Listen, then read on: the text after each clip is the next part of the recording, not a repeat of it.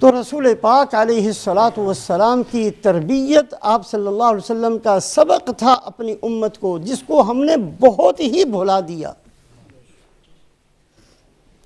ہم شیطان کے مکر و فریب میں پھنس کر چھوٹی نیکیوں، یار یہ بھی کوئی چھوڑو، اس کو پھر کبھی کریں، بڑی نیکی کریں، حج کر کے آئیں گے، وہ بھی جب جائیں گے، جب اللہ بلائیں گے جب جائیں گے، پتہ نہیں اللہ پاک نے کوئی خط لکھنا ہے۔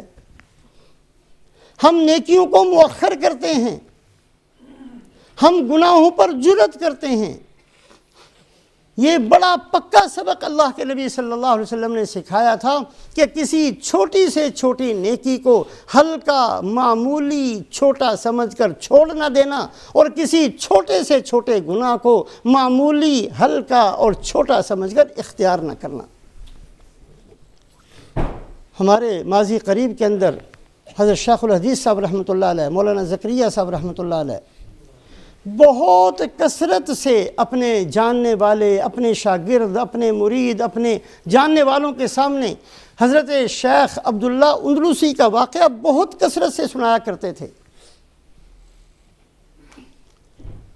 یہ حضرت عبداللہ اندلسی یہ بزرگ ہیں دوسری صدی کے، اور دوسری صدی یہ زمانہ ہے محدثین کا، ائمہ کرام کا، تبع تابعین کا۔ یہ وہ زمانہ ہے جس زمانے میں مسلمانوں کے گھر عبادت سے آباد ہوتے تھے، مسلمانوں کے بازار عبادت سے، علم سے آباد تھے، مسلمانوں کی مسجدیں قال اللہ اور قال الرسول کے حلقوں سے آباد تھی، مسلمانوں کے بازار دین سے آباد تھے، مسلمانوں کی زندگی دین والی زندگی تھی۔ یہ اس زمانے کا واقعہ ہے۔ شیخ عبداللہ اندلسی رحمۃ اللہ علیہ 30,000 حدیثوں کے حافظ تھے، 12,000 مرید تھے ان کے، اور ان مریدوں کے اندر بڑی عالی شان قسم کے مرید بھی ان کے مرید تھے۔ 12,000 مرید تھے، خانقاہیں تھیں، ذکر کے حلقے تھے۔ یہی شیخ عبداللہ اندلسی رحمۃ اللہ علیہ اپنے مریدوں کے ساتھ، شاگردوں کے ساتھ ایک دفعہ کسی سفر میں گئے، ایک بستی سے گزر ہوا۔ اس بستی کے اندر ہر طرح کے لوگ تھے، صلیب کو پوجنے والے بھی تھے، سورج کی عبادت کرنے والے بھی تھے، بتوں کو پوجنے والے بھی تھے، ہر طرح کے لوگ اس کے اندر موجود تھے۔ نماز پڑھنی تھی، وضو کے لیے پانی کی ضرورت تھی۔ یہ قافلہ پانی کی تلاش کے اندر ایک کنویں پر پہنچا۔ شیخ عبداللہ اندلسی رحمۃ اللہ علیہ نے دیکھا کہ وہاں چند نوجوان لڑکیاں ہیں جو پانی بھرنے کے اندر مشغول ہیں۔ ان کو دیکھتے ہوئے ایک لڑکی پر ان کی نگاہ جا کر ٹھہر گئی۔ اب اتنے بڑے مجمع کے شیخ، 30,000 حدیثوں کے حافظ، ان جو پانی بھرنے والی تھیں ان سے پوچھنے لگی یہ لڑکی کون ہے؟ کہنے لگی یہ ہمارے سردار کی بیٹی ہے۔ اس کا باپ سردار ہونے کے باوجود اس سے پانی بھرواتا ہے۔ کہاں اس لیے کہ اگلے گھر جائے گی تو وہاں کے لیے محنت مشقت کی عادت ہونی چاہیے، اس کا باپ بڑا سمجھدار ہے۔ کہا اس کا باپ اس کا نکاح مجھ سے کر دے گا؟ کہا نہیں کیسے کر دے گا، یہ عیسائی ہیں، آپ مسلمان ہوئی، کیسے ہو جائے گا نکاح؟ یہ خود اس کے باپ کے پاس گئے، میں تمہاری بیٹی سے نکاح کرنا چاہتا ہوں۔ اس نے کہا ہاں ٹھیک ہے، میری شرط یہ ہے، یہ جو تم نے جبے پہنے ہوئے اتارو اس کو، صلیب کا نشان، زنار، پٹکا یہ باندھو، اور یہ میرے خنزیر ہیں، جا کر اس کو چراؤ باغ کے اندر۔ کا ساری شرطیں قبول۔ وہ ایمان نکل گیا، اللہ کی پکڑ آ گئی۔ چھوٹی سے چھوٹی نیکی پر بخشش بھی ہو جاتی ہے، کبھی کبھی چھوٹے گناہ پر پکڑ بھی بڑی آ جاتی ہے۔ 12,000 مرید رونا دھونا شروع کر دیا، بزرگوں کیا ہوا، کیوں ہمیں رسوا کرتے ہو، لوگ کیا کہیں گے، عام آدمی نہیں، آپ تو ہمارے شیخ ہو، پیر ہو۔ کہا مجھے چھوڑو اور آپ چلے جاؤ، میرا دل میرے اختیار میں نہیں ہے۔ اتنا سمجھایا کوئی اثر نہیں ہوا، مرید اپنے پیر کو چھوڑ کر واپس بغداد چلے گئے۔ 1 سال بعد خیال آیا کہ خیر خبر تو پوچھے پیر کی۔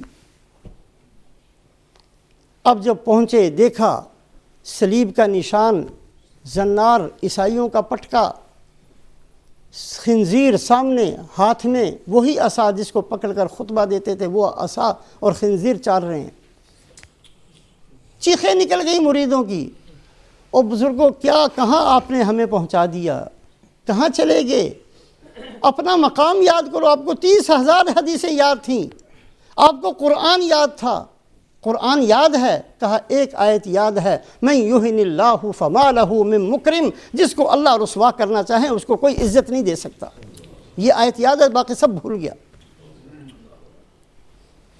اور کوئی حدیث بھی یاد ہے، کہ ایک حدیث یاد ہے، من بدل دینہ فاقتلوہ، جو اپنا اسلام چھوڑ دو اس کو قتل کر دو، تم مجھے قتل کر کے چلے جاؤ۔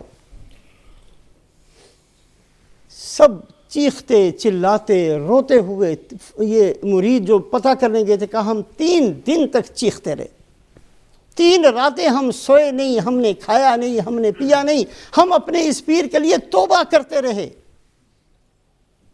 آخر اسی حالت میں چھوڑ کر اپنے پیر کو واپس جا رہے تھے تو دیکھا کہ ایک نہر ہے، اور اس نہر کے اندر سے یہ پیر صاحب غسل کر کے اور کلمہ پڑھتے ہوئے واپس نکلے،